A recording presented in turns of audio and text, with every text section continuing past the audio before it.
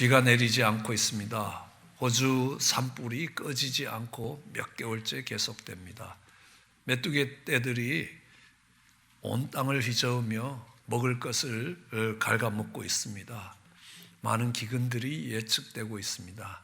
전염병이 돌아 모든 사람들의 삶의 방식들을 바꾸게 하고 두려움 가운데 있게 빠지게 합니다. 하나님이 말씀하십니다. 비가 내리지 아니하는 것 하나님께서 하늘 문을 닫으셨기 때문이라고 이야기합니다.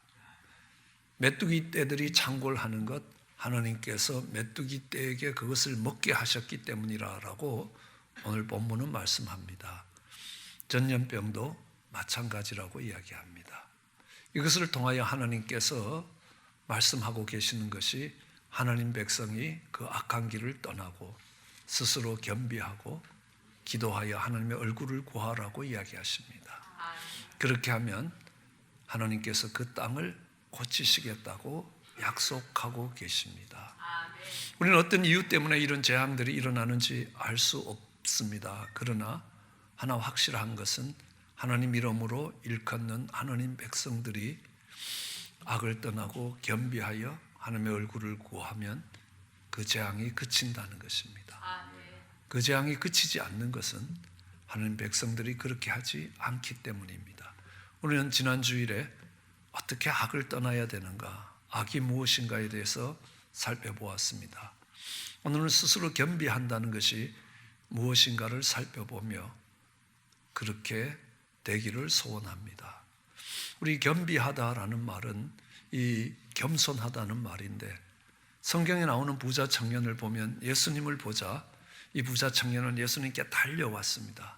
그리고 무릎을 꿇고 절을 했습니다. 그냥 목례를 한 것, 눈으로 인사한 거 아닙니다. 무릎을 꿇고 절을 했습니다. 그리고 내가 어떻게 하면 영생을 얻을 수 있는가 겸손하게 물었습니다. 그렇지만 그걸 겸손이라고 하지 않습니다. 그는 부자였습니다. 비록 청년이지만 이스라엘을 다스리는 산헤드린 공회원 70명으로 구성되어 있는 산헤드린 공회원의 한 사람이었습니다. 높은 지위에 있었습니다. 그럼에도 예수님께 보고 달려왔습니다. 무릎을 꿇고 절을 했습니다. 그리고 물었습니다. 어떻게 하면 영생을 얻을까 하고. 그런데 그게 겸손이 아니라는 겁니다. 겸손이라는 것은 그러니까 내가 있어야 될 자리에서 그대로 있으면 그냥 그 위치지만 내가 있어야 될 자리보다 높은 자리에 앉는 것을 교만이라고 이야기하고 내가 있어야 될 자리보다 낮은 자리에 앉는 것을 겸손이라고 이야기합니다. 내가 서야 될 위치보다 낮은 위치에 서는 것을 겸손이라고 이야기합니다. 그러면 그 위치는 뭐냐? 그 자리가 어떤 자리냐? 밥 먹을 때 앉는 자리도 아니고요. 예배 드릴 때 앉는 자리도 아닙니다. 그 자리는 의사결정을 할 수 있는 자리입니다. 그것을 우리는 영어로 authority라고 이야기합니다. 권위라고 이야기합니다. 위치라는 겁니다. 권력의 위치라는 것입니다. 내가 어떤 자리에 앉느냐는 것입니다. 우리는 교회에서 교만한 사람은 이렇게 이야기합니다. 집사님 기도하세요. 아니면 장로님 맥도날드로 오세요. 누가 기도해야 된다는 것들을 누가 결정한 겁니까? 그 장로님이 맥도날드로 와야 된다는 결정을 누가 한 것입니까? 우리 맥도날드 가는데 장로님 오실래요? 그렇게 묻는다면 그것은 장로님이 결정해서 오시고 안 오실 수 있습니다. 그런데 오세요 그러면 선택이 없습니다. 그 결정을 따를 것인가 아니면 그 결정을 뒤집을 건가 하는 선택밖에 남아있지 않습니다. 그 결정이 어디서 일어나느냐, 이것을 가지고 우리는 겸손과 교만을 정의하고 있습니다. 또 결정을 하고도 이 교만한 사람들은 그것을 전달할 때 꼭 명령어를 사용합니다. 우리는 존댓말이라고 명령어가 아닌 건 아닙니다. 초등학교 선생님이 학생들에게 이야기합니다. 학생들 꼭 숙제해 오세요 그러는데요. 안 해가면 안 됩니다. 분명히 존댓말인데 그거는 준엄한 명령입니다. 반드시 들어야 되는 명령입니다. 아니면 벌을 받거나 많은 불이익이 따라오게 됩니다. 내가 할 수 있는 결정인가? 아니면 이 결정을 전달할 때 내가 어떻게 전달하는가? 그래서 교만한 자의 특징을 한번 적어봤습니다. 한 20가지쯤 되는데요. 줄여서 한 7개로 줄여봤습니다. 교만한 자는 어떻게 하느냐면 묻지 않고 결정한다는 겁니다. 상의하지 않고 통보한다는 겁니다. 제가 결혼할 때입니다. 아버님을 찾아가서 아버님, 제가 이런 여자랑 결혼을 해야 되겠습니다. 그러니까 저희 아버님이 말씀하셨습니다. 내가 반대하면 안 할래 그러시더라고요. 그건 아닙니다 라고 그랬더니만 네가 나한테 상의하러 온 게 아니라 통보하러 왔잖니. 네 마음대로 해라 그러시더라고요. 오늘 선교단체의 스텝이 추석이 되어서 목사님을 찾아왔습니다.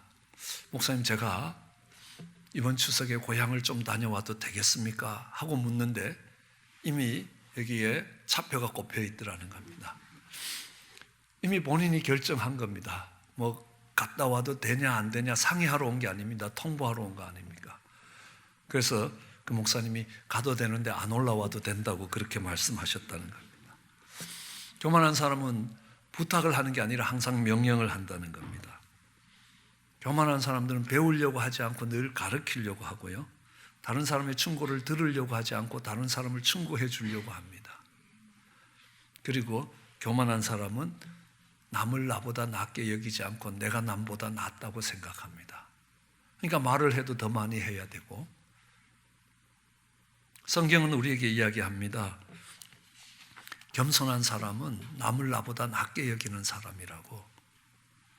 빌립보서 2장 3절에 아무 일에든지 다툼이나 허영으로 하지 말고 오직 겸손한 마음으로 각각 자기보다 남을 낫게 여기라는 겁니다.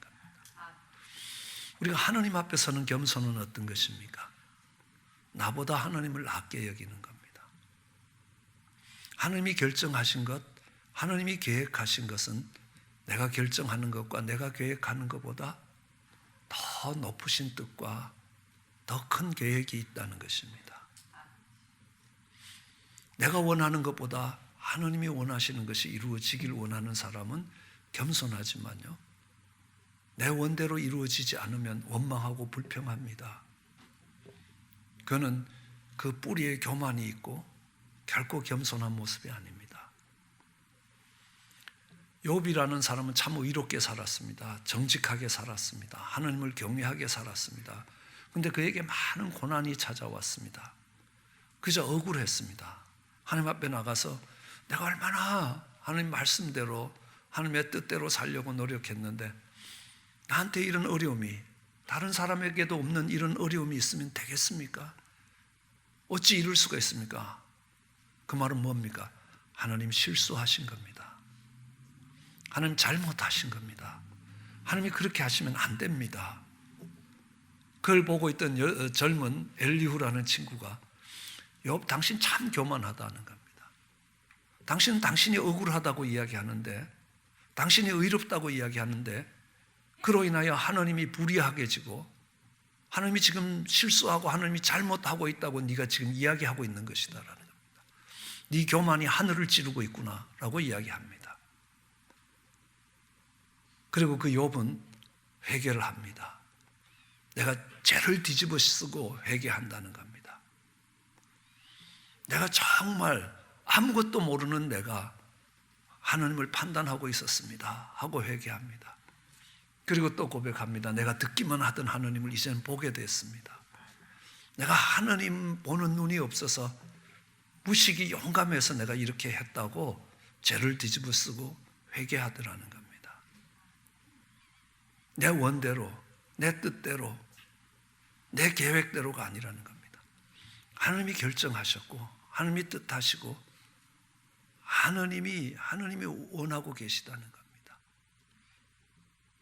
그 하나님의 뜻이 내 생각과 내 계획과 내 뜻보다 훨씬 높고 훨씬 멀리 보시면서 갖고 계시는 계획이 있다는 겁니다.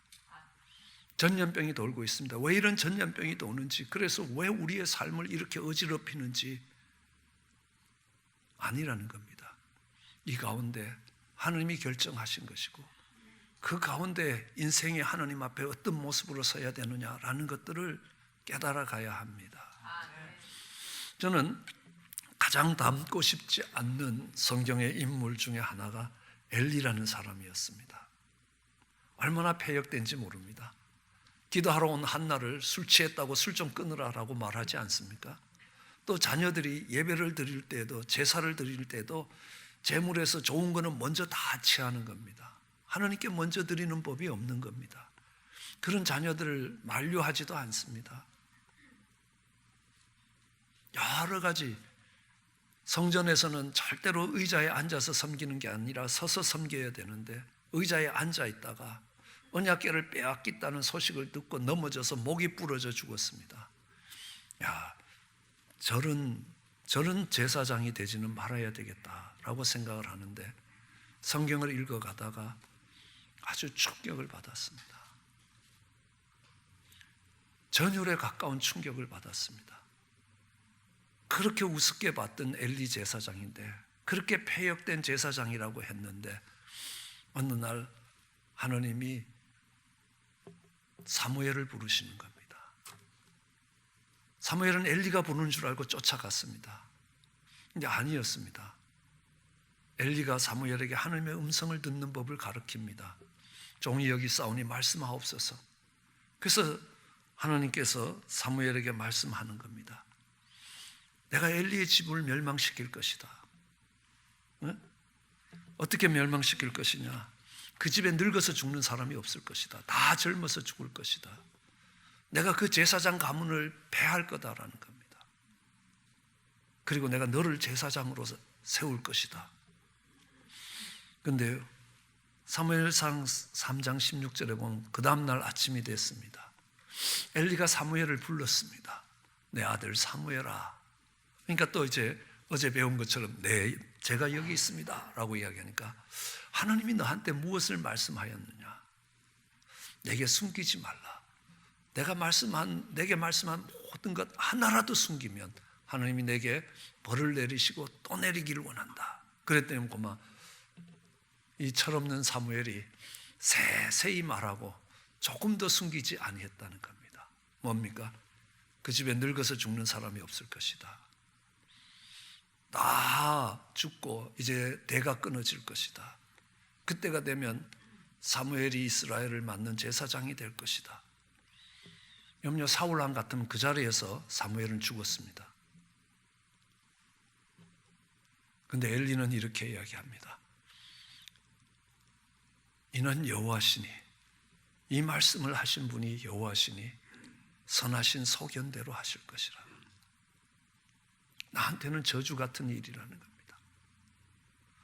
나한테는 가문이 무너지는 이야기입니다. 그런데도요, 선하신 하나님의 뜻이라고 이야기합니다. 저는 죽었다 깨나도 하나님이 하시는 이런 저주의 말씀에 이것이 하나님의 선하신 뜻입니다 하고 머리 숙이질 못할 것 같습니다. 이것이 겸비함이라고 이야기합니다. 이스라엘 속에 가장 악했던 왕이 있습니다. 아합 왕이라는 겁니다. 그 아합 왕에게 엘리야가 찾아갔습니다. 자기의 궁전을 아름답게 꾸미기 위해서 한 모퉁이에 있는 나봇의 밭을 뺏기 위해서 나봇을 죽이고 그 밭을 뺏었을 때입니다. 찾아가서 이야기합니다. 네 집에 속한 남자가 하나도 못 살 것이라는 겁니다. 다 죽을 것이라는 겁니다. 여로보암의 집처럼 되고 바이사의 집처럼 될 것이라는 겁니다. 그리고 네 안에 이세벨도 성 곁에서 개들이 이세벨을 먹을 것이라는 겁니다. 너 아합, 너에게 속한 사람들 중에 성읍에서 죽은 자는 개가 먹고 들에서 죽은 자는 새가 먹을 거라는 겁니다. 그러니까 참 놀라운 일이 일어났습니다. 열왕기상 21장 17절입니다. 아합이 이 말씀을 들었습니다. 그럼 네가 나한테 저주를 하는구나 하고 칼을 빼서 엘리야의 목을 치는 게 아니었습니다. 그 말을 들었을 때 옷을 찢었습니다. 굵은 배로 몸을 동이고 금식하며 굵은 배에 누워서 빨리 걷지도 않고 행보도 천천히 했습니다. 아합이 그렇게 하자 하느님이 엘리야에게 다시 말씀하십니다. 엘리야, 너 가서 다시 이야기하라는 겁니다. 아합이 내 앞에 겸비함을 내가 보았느냐. 아합이 내 앞에서 겸비했다는 겁니다. 아합이 하느님 앞에서 겸비했다는 겁니다. 내 앞에서 겸비함을 인하여 내가 이 재앙을 저의 시대에 내리지 아니할 것이라는 겁니다. 저의 아들의 시대에 내릴 것이라. 다시 한번 회개하고 하느님께 돌아올 수 있는 기회가 주어졌습니다. 왜요?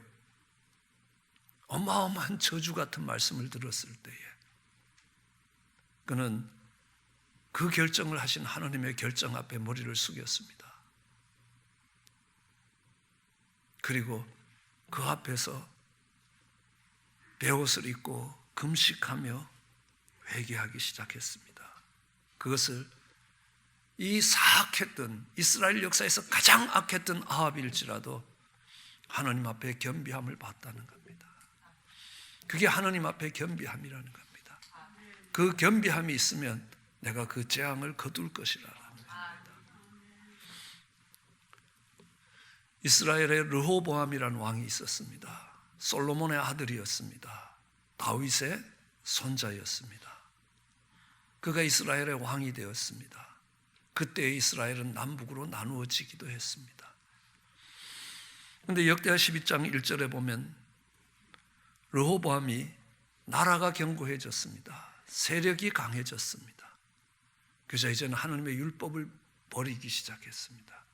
그래서 그 백성들도 그 왕을 따라가기 시작했습니다. 여호와께서 그것을 보시고 저희가 범죄했기 때문에 애굽 왕 시삭을 일으키셔서 이스라엘을 치게 하셨습니다. 이스라엘을 공격하러 시삭이 왔습니다. 이미 4절에 의하면 시삭이 유대의 견고한 성읍을 취했습니다. 이제 예루살렘까지 왔습니다. 예루살렘의 멸망이 코앞에 왔습니다. 선지자 스마야가 르호보암과 방백들에게 나와 말씀합니다. 여호와의 말씀이 너희가 나를 버렸으므로 나도 너희를 버려 시삭의 손에 붙일 것이다. 너희는 애굽에 망할 것이라는 겁니다. 애굽 사람의 칼날에 죽을 것이라는 겁니다. 마치 코로나 바이러스가 예루살렘 코앞에 온 것 같이 너희의 멸망이 이제 너희의 코앞에 와 있다는 겁니다. 아니, 멸망이 그냥 지나가는 것이 아니라 너희가 그 칼에 죽을 것이라는 겁니다. 너희가 그 질병에 망할 것이라고 이야기합니다. 이에 이스라엘 방백들과 왕이 스스로 겸비하여 여호와는 의로우시다라는 겁니다.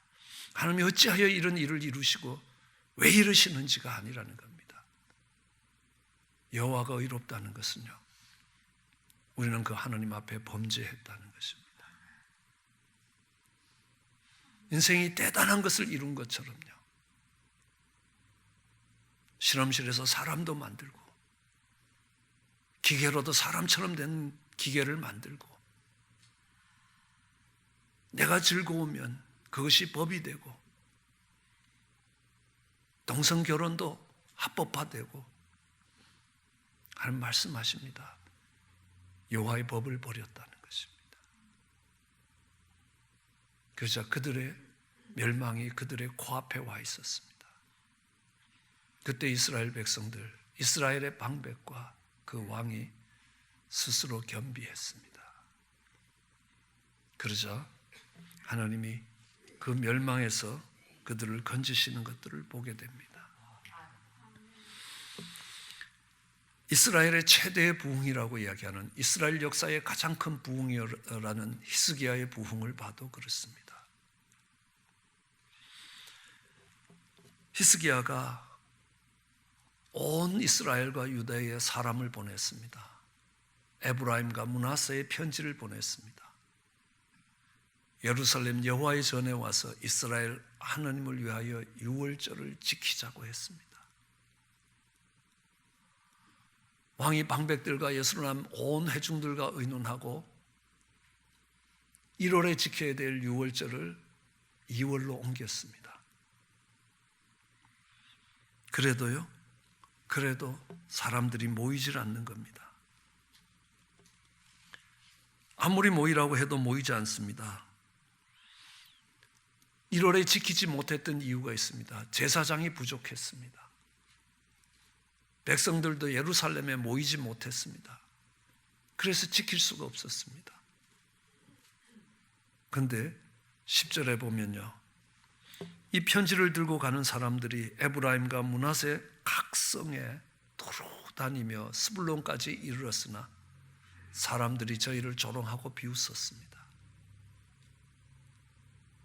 뭐 예루살렘에서 예배드린다고 난리냐는 겁니다. 그런데 아셀과 므낫세, 스불론 중에 몇 사람이 스스로 겸비하고 예루살렘에 모였습니다. 많은 사람이 아닙니다. 이스라엘의 한 국가 전체를 들어서, 그것도 중심이 되는 지파의 사람들이 아닙니다. 아셀, 므낫세, 스불론, 잘 들어보지도 못한 곳에서 몇 사람이, 아주 소수의 사람들이 스스로 겸비하고 예루살렘에 모였습니다. 그저 하느님께서 그 이스라엘에 부흥을 주는데 이스라엘 역사에서 가장 큰 부흥이 히스기야 때에 왔다는 것들을 알 수 있습니다.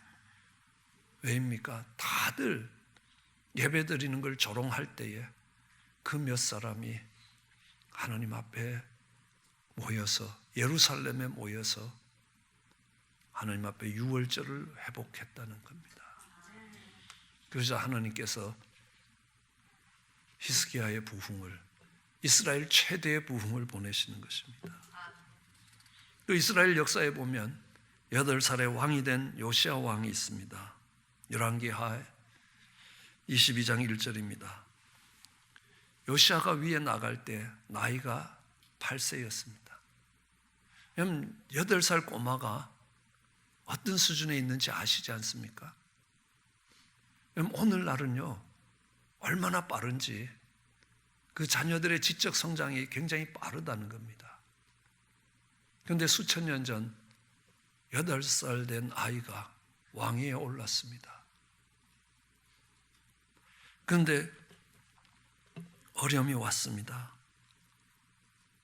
도대체 이 황폐해진 이 나라의 의미가 뭔가 하나님께 물었습니다. 그랬을 때 하나님이 대답하십니다. 18절에요. 너희를 보내어 여호와께 묻게 한 유다 왕에게 너희는 이렇게 고해라. 하나님의 종들에게 하나님께 나가 물으라고 했습니다. 그래서 하나님이 왕에게 가서 다시 이야기해라는 겁니다. 이스라엘 하나님 여호와의 말씀이 내가 들은 말을 의논컨대 내가 이곳과 그 거민에 대하여 빈터가 되고 저주가 되게 할 것이라. 이 땅이 빈터가 되고 이 땅에 살아간다는 것이 저주가 되게 만들겠다는 것입니다. 여러분, 전염병이 돌아보십시오. 식당에 갈 사람 없습니다. 여행할 사람 없습니다. 이 땅이 빈터처럼 될 것이라는 겁니다. 이미 도시의 거리에 걸어다니는 사람 하나 찾기가 어렵지 않습니까? 빈터가 되고 저주가 될 것이라는 겁니다. 그 말을 들었습니다. 마음을 부드럽게 했습니다. 여호와 앞에서 겸비하여 옷을 찢고 통곡했습니다. 하나님이 말씀합니다. 그래서 네 말을 내가 들었다는 것입니다. 그리고 요시야 시대의 부흥을 보냅니다. 다윗의 시대 때도 없던 유월절을 회복하면서 놀라운 부흥이 그 땅에 이어지는 것입니다. 그리고 그는 그 땅에서 31년 동안 그 땅을 다스리는 왕이 되었습니다. 멸망 가운데서 회복할 수 있었습니다. 왜입니까? 저주 같은 하나님의 말씀을 듣고 마음을 연하게 하여 옷을 찢고 통곡하며 하나님께 겸비했기 때문입니다. 너의 겸비함을, 내가 겸비함을 봤다고 이야기합니다. 하나님 앞에서 겸비해서 옷을 찢었습니다. 하나님 앞에 겸비한 마음으로 통곡했던 겁니다. 그러자 그 재앙이 지나갔던 것들을 알 수 있습니다. 우리는 다니엘서를 보면 다니엘이 하나님 앞에 겸비했습니다. 하나님 말씀하십니다. 다니엘아, 두려워 말라라는 겁니다. 다니엘서 10장 12절입니다. 내가 깨달으려 하여 하나님 앞에 스스로 겸비하기로 결심하던 첫날부터 내 말이 하나님께 상달되었다는 겁니다. 그리고 이스라엘 백성들은 다시 예배를 회복하는 예루살렘으로 돌아올 수 있었습니다. 그들이 쫓겨갔던 곳에서 돌아왔습니다. 우리는 오늘의 현실이 우리가 원했던 현실도 아니고 우리가 계획했던 현실들도 아닙니다. 그렇지만 여기에 하나님의 계획하심과 하나님의 뜻하심이 여기에 있다는 것입니다. 하나님 백성으로 겸비하여 하나님 앞에 나오게 하시는 것입니다. 요셉은 어린 나이에 형들의 손에 노예로 팔려갔다가 감옥에 가 있습니다. 결코 그가 원했던 일들도 아니었습니다. 그에게는 재앙과 같은 날이었습니다. 어쩌면 그 평생에 다시는 그 감옥에서 나와 햇빛을 보지 못할 것이라고 생각하고 있어야 되는 것입니다. 하나님은 그 일을 통하여 놀라운 일을 계획하고 계셨다는 겁니다. 모세가 40년 동안 광야 생활을 해야 했습니다. 너무너무 비참한 생활이고 도망자로서 숨어 살아야 되는 그 삶을 살아야 되는 그 시간들이 고통스러울지 몰라도 하나님이 그를 겸비하게 만들었습니다. 이 땅에서 모세보다 더 겸비하게 된 사람이 없다고 말씀하시는 겁니다. 그 모세의 겸비함이 이스라엘 백성들을 약속의 땅으로 인도해 갈 수 있었던 것들을 기억합니다. 오늘 하늘이 닫히고 비가 내리지 아니하고 메뚜기가 토산을 먹고 전염병이 돌 때에 우리가 할 수 있는 것은 요시야처럼 겸비하여 마음을 연하게 하고 옷을 찢으며 하나님 앞에 통곡하는 것입니다. 히스기야처럼 그때에 정말 알지 못하는 소수의 사람들이 예루살렘에 모여 하나님 앞에 예배드림으로 그 땅의 부흥이 새롭게 이어지는 것을 알 수 있습니다. 아니 악하기 그지없던 아합조차도 하나님의 선하신 뜻이라고, 하나님은 의로우시다고 그 하나님이 내린 저주 앞에 머리를 숙이며 무릎을 꿇을 때에 그 땅에 회복이 왔던 것들을 기억합니다. 그렇게 스스로 겸비하여 이 땅에 내린 재앙이 그치는 일에 하나님 앞에 나아갈 수 있는 하나님 사람으로 설 수 있기를 주의 이름으로 축원합니다. 기도하시겠습니다.